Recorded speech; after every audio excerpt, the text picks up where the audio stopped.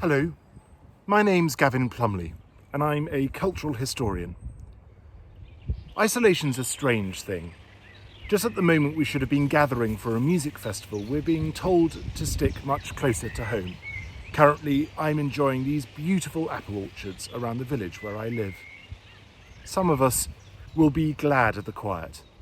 Others will be longing for the day we can explore further afield. But I think all of us will be missing one thing in particular: the opportunity to hear Mahler's music live. Personally, I was hugely looking forward to coming to Colorado to do just that. I was going to be speaking about the composer's place within a wider world of culture, with his links to other artistic movements, other thinkers, other figures within that constellation of brilliance that was Vienna at the turn of the last century. There was such a spirit of collaboration and of shared ideas in the Austrian capital around 1900. How different then from our world in 2020, typified as it is by seclusion. But I realised that out-of-the-way quality is, for all the enormity of Mahler's symphonies, at the very core of his being too. It is also at the centre of how his symphonies and songs came into being. I've been lucky enough to visit all three of Mahler's composing huts, where every summer he would spend hours, days, weeks on end alone, in isolation, socially distanced, writing his music. The pattern began on the Attersee, not far from Salzburg, in a relatively well-built hut in the grounds of a hotel right on the banks of the lake. There he was able to compose the Second Symphony, we should all have been hearing in this year's festival, as well as the Third Symphony that came in its wake. They are both enormous works, in length, in scope, in the resources they require, but both were written in a room just big enough to contain a small grand piano, a chair, and a tiny desk. When Mahler became wealthier, thanks to his jobs in Hamburg and then in Vienna, he was able to acquire a summer villa of his own. It was in Meiernig, on the banks of the Wörthersee in Carinthia. As well as the ornate Art Nouveau villa on the lake, Mahler had ordered the construction of a new hut. It was tucked in the woods above the house, and was to become a truly inspired place where he would go on to write his 5th, 6th, 7th and 8th symphonies, as well as the Rückertlieder and the Kindertotenlieder. Flashes of inspiration were frequent occurrences. Sadly, it was also a place that would be struck by tragedy, when Mahler's daughter died in 1907, forcing the family to find another summer home. But again, the pattern was repeated. Moving to Toblach, high in the mountains and now in the northernmost part of Italy, Mahler had another hut built, smaller, flimsier than the others, but no less inspired and inspirational. It was to give birth to Das Lied von der Erde and the 9th and incomplete 10th symphonies.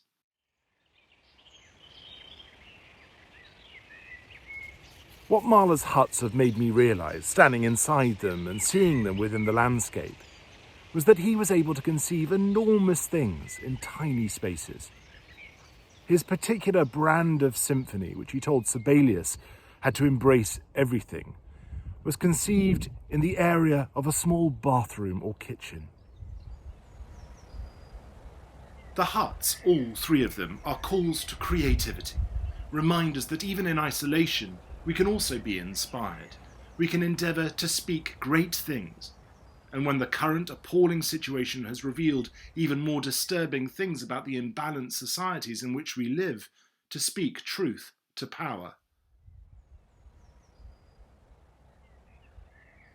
To my mind, Mahler's symphonies aren't bereft of their place in the concert hall, though that is exactly where they should be heard, because they also have a happy place within our isolated homes. When we listen to them, alone, the works remind us of the vistas we cannot currently see.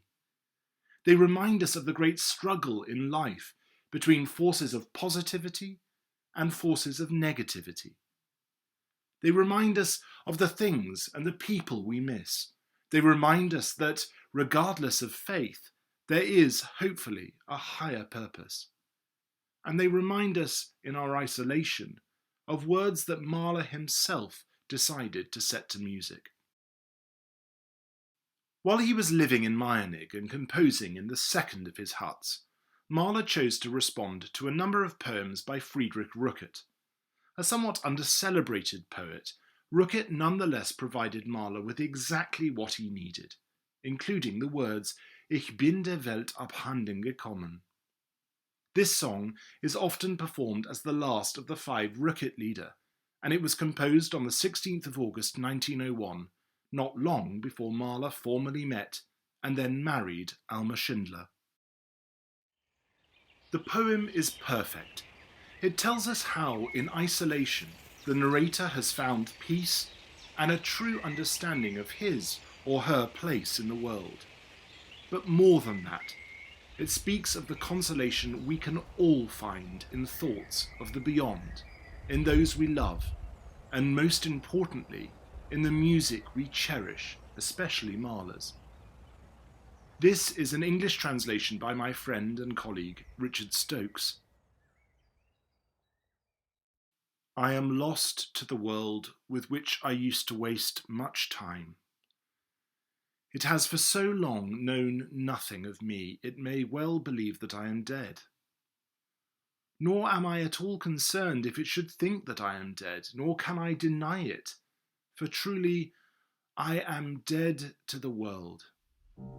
I am dead to the world's tumult and rest in a quiet realm.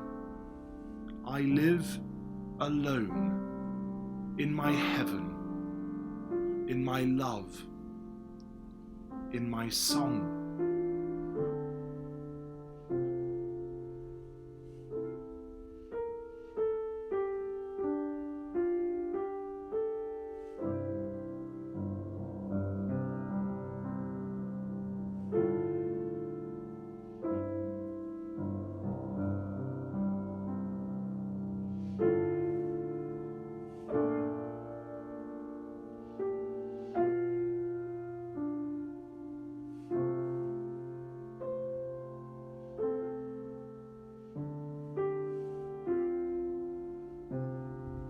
Relish this period of isolation, relish its quiet, but also relish what Mahler tells us when we turn away from the world outside and truly listen.